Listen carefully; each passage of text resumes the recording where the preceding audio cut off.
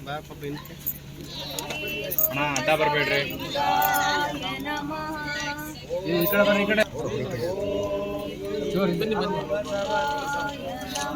ಶ್ರೀ ಗುರು ಬಸವಲಿಂಗಾಯ ನಮಃ.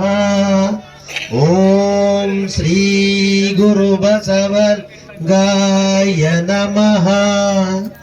ಓಂ ಶ್ರೀ ಗುರು ಬಸವಲಿಂಗಾಯ ನಮಃ.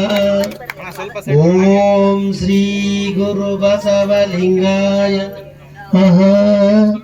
ಓಂ ಶ್ರೀ ಗುರು ಬಸವಲಿಂಗಾಯ ನಮಃ. ಓಂ ಶ್ರೀ ಗುರು ಬಸವಲಿಂಗಾಯ ನಮಃ. ಸ್ವಲ್ಪ ಒಳಗಡೆ ಬರಮ್ಮ.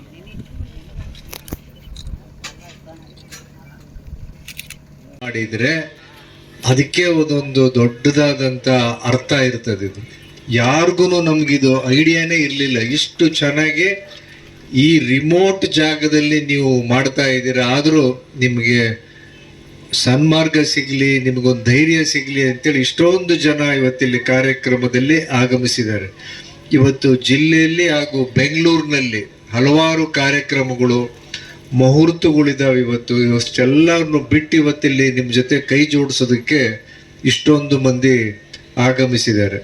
ನಮ್ಮ ಹೊಳಲ್ಕೆರೆಯ ಪ್ರೊಫೆಸರ್ ಮಂಜುನಾಥ್ ಅವರು ಎಷ್ಟು ಚೆನ್ನಾಗಿ ಅವರು ಕೊಟ್ಟಿದ್ರೆ ಮಠದ ನೇತೃತ್ವದಲ್ಲಿ ಇಂಥ ಕಾರ್ಯಕ್ರಮ ನೀವು ತುರುವೇಕೆರೆ ಮಾಡಬೇಕು, ಇಲ್ಲ ಗುಬ್ಬಿಯಲ್ಲಿ ಮಾಡಬೇಕು.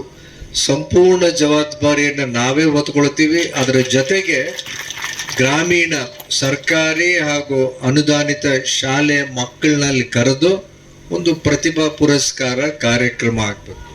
ಅದರಲ್ಲೂ ಗೌರ್ಮೆಂಟ್ ಸ್ಕೂಲ್ಗಳಲ್ಲಿ ಓದುವಂಥ ಮಕ್ಕಳು ಈ ಸಲ ನಮ್ಮ ಜಿಲ್ಲೆ ಮಾತ್ರ ಅಲ್ಲ, ರಾಜ್ಯದಲ್ಲಿ ಒಳ್ಳೆ ರಿಸಲ್ಟ್ ಕೊಟ್ಟಿರೋದಂಥದ್ದು ಸರ್ಕಾರಿ ಶಾಲೆ ಮಕ್ಕಳೇನೇನೆ.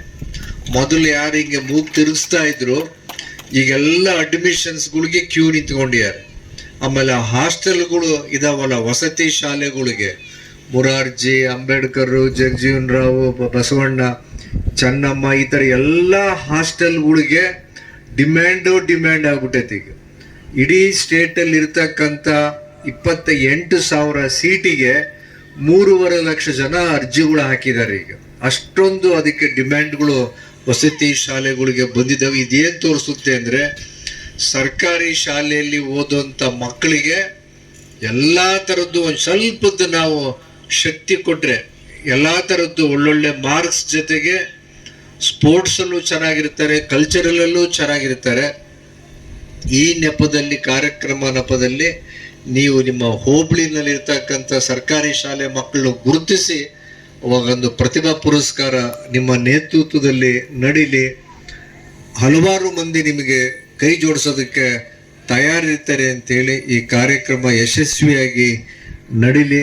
ಇವತ್ತು ನಮ್ಮ ಅರಮನೆ ಮೈದಾನದಲ್ಲಿ BK ಹರಿಪ್ರಸಾದ್ ಅವರು ಅಧಿಕಾರ ಸ್ವೀಕಾರ ಕಾರ್ಯಕ್ರಮ ಇದೆ 1:30ಗೆ.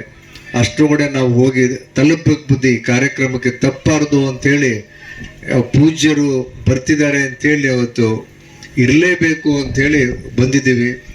ತಾವು ನಮ್ಮನ್ನು ಕ್ಷಮೆ ಮಾಡಿ ಈ ಕಾರ್ಯಕ್ರಮದಿಂದ ನಿರ್ಗಮಿಸ್ಲಿಕ್ಕೆ ಅನುವು ಮಾಡಿಕೊಡ್ಬೇಕು ಅಂತೇಳಿ ಕೋರ್ಕೊಳ್ತೀನಿ. ಹಾಗೇನೆ ಮಾಧ್ಯಮದವರು ನಿಮ್ಗಳೆಲ್ಲರ ಪ್ರೀತಿಯಿಂದ ಇವತ್ತಿಲ್ಲಿ ಅವ್ರಿಗೆ ಮಾಧ್ಯಮ 6 ಕೋಟಿ ಜನಸಂಖ್ಯೆ 7 ಕೋಟಿ ಜನಸಂಖ್ಯೆ ಅವ್ರ ಕಣ್ಣಿ ಕಾಣದೇ ಇಲ್ವಾ? ಹೊಳ್ತಾರಲ್ರಿ. ಹಾಗೆ ಯಾವನ್ ಕಾಲ್ಗೆ ಹೋಗಿ ಆ ಬೂಡ್ಸಿನ ಮೇಲೆ ಬೀಳ್ತಾರಲ್ರಿ. ಒಂದಿಷ್ಟು ಸ್ವಾಮಿಗಳ ಪಾಲಕ್ ಬಿದ್ದೇ ಇಲ್ಲ ಅವ್ರು. ಆ ಬೂಡ್ಸನ್ನೇ ನಾವು ತಲೆ ಇಕ್ತಾರಲ್ರಿ. ಆತ್ಮಗೌರವ ಏನಾಯ್ತು? ಮಾನವೀಯತೆ ಏನಾಯ್ತು? ಇಷ್ಟ ಅರಿಬೇಕನವ. ಒಂದು ಬೇಕು, ವಿನಯ ಬೇಕು, ಕೈ ಮುಗಿದ್ರಾಯಿತು. ಏನ್ ಕೇಳೋದು, ಏನಾಗೋದು? ನಮ್ಮ ಕರ್ನಾಟಕದ ದುಡ್ಡನ್ನೆಲ್ಲ ಸೂಟ್ ಒಂದೊಂದು ಮಂತ್ರಿಗಿರಿ ಒಂದೊಂದು ದೊಡ್ಡ ಪದವಿ ಬೇಕಾಗುತ್ತಲ್ಲ, ಸಾಮಾನ್ಯ ಹೋಗಕ್ ಆಗೋದಿಲ್ಲ ರೀ. ನಮ್ಗೆ ಯತ್ನಾಳ್ ಒಂದ್ಸಾರಿ ಹೇಳಿದ್ರು ನೋಡಿ, 250 ಕೋಟಿ ಕೊಡ್ಲಿಲ್ಲ, ನಾನ್ ಮಂತ್ರಿ ಆಗ್ಲಿಲ್ಲ ಅಂದಿದ್ರು ಒಂದ್ಸಾರಿ. ಗೊತ್ತಾ? ಯತ್ನಾಳು 254 ಕೋಟಿಯಲ್ಲಿ ಕೊಡ್ಲಿಲ್ಲ, ನಾನ್ ಮಂತ್ರಿ ಆನಂತರ ಮುಖ್ಯಮಂತ್ರಿ ಆಗಿದ್ದ ಅಂತ ಹೇಳಿದ್ರು. ಅಂದ್ರೆ ನಮ್ಮ ಕರ್ನಾಟಕದ ಹಣವೆಲ್ಲ ಇಂಥ ಅಧ್ವಾನದ ರಾಜಕಾರಣಿಗಳು ತಗೊಂಡೋಗಿ ಆ ಡೆಲ್ಲಿ ಮಹಾಶಯರಿಗೆ ತುಂಬಿ ನಮ್ಮ ಕರ್ನಾಟಕನೆಲ್ಲ ಬಳ್ಳು ಮಾಡಿ ಇಂಥ ಅವಿವೇಕದ ರಾಜಕಾರಣದಲ್ಲಿ ಈ ಹಾಲಪ್ಪನವ್ರು ಅಂತವ್ರು ಒಳ್ಳೆಯವ್ರು ಬರಂಗ್ ಕಾಣ್ತಾರೆ.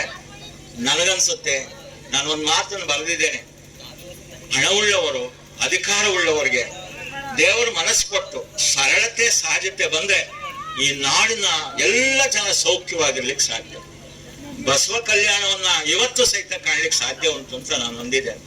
ಅದಕ್ಕೋಸ್ಕರ ಹಾಲಪ್ಪನವ್ರು ಗುರುತಿಸಿದ್ದಾರೆ, ತುಂಬಾ ಸಂತೋಷ. ಅವರು ಒಳ್ಳೆ ಮಾತನಾಡಿದ್ದಾರೆ, ಮುಂದಿನ ಆಶೆ ಇಟ್ಕೊಂಡಿದ್ದಾರೆ. ಅಧಿಕಾರದಾಗೆಲ್ಲ ಅವರು ಈಗ ಎಲ್ಲ ಮಾತಾಡಿದ್ರು. ಅಧಿಕಾರ ಒಂದ್ಸರಿ ದೇವರು ಬಂದ್ರೆ ಅವಾಗ ನಮ್ಮ ಸ್ವಾಮೀಜಿ ಅವ್ರು ಹೇಳ್ದಂಗೆ ಬಹಳ ನಮ್ ಕಲ್ಗೆ ಚಿಟ್ಟೆರದು ಸ್ವಾಮಿ ಕಂಡ್ರೆ ನನಗೊಂಥರ ಪ್ರೀತಿ. ಯಾಕೆ ಅಂದ್ರೆ ಅವರು ಏನ್ ಮಾಡ್ತಾರೆ, ಅವ್ರ ಕಿಂಕರ ಭಾವ ಮೊದಲಿಗೆ ಉಳಿಯಾರೆ.